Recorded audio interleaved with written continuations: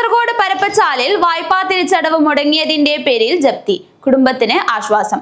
കേരള ബാങ്കിൽ അടക്കാനുള്ള തുക അടച്ച് ആലപ്പുഴ സ്വദേശി. ചേർത്തല സ്വദേശി ഉണ്ണികൃഷ്ണനാണ് പണം അടച്ചത്.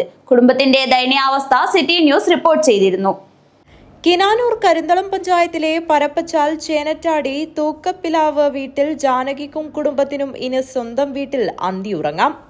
നീലേശ്വരം കേരള ബാങ്ക് ശാഖയിലെ മുഴുവൻ കുടിശ്ശികയും അടച്ചു തീർത്ത് പ്രവാസി വ്യവസായി.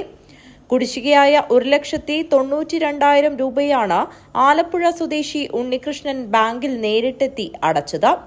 വിദ്യാഭ്യാസത്തിനു ശേഷം ദുബായിലേക്ക് പോയ ഉണ്ണികൃഷ്ണൻ വിവിധ ജോലികൾ ചെയ്ത ശേഷം മന്നത്ത് ഗ്രൂപ്പ് ഇന്റർനാഷണൽ കമ്പനി സ്ഥാപിച്ച വിദേശത്തും നാട്ടിലും ബിസിനസ് നടത്തുകയാണ്.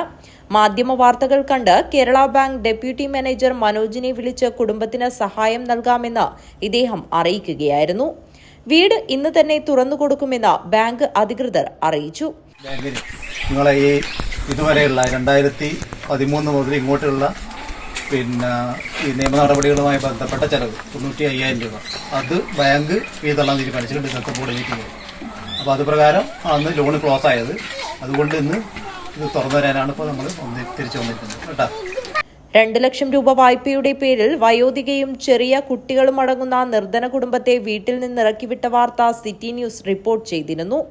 കർഷക തൊഴിലാളിയായ മകൻ വിജേഷ് അമ്മയുമായി ആശുപത്രിയിൽ പോയ സമയത്തായിരുന്നു ഭാര്യയെയും കുഞ്ഞുമക്കളെയും പുറത്താക്കി സാധനങ്ങളെല്ലാം പുറത്തു വലിച്ചിട്ട് വീട് പൂട്ടി കേരള ബാങ്കിന്റെ ജപ്തി നോട്ടീസ് പതിച്ചത്.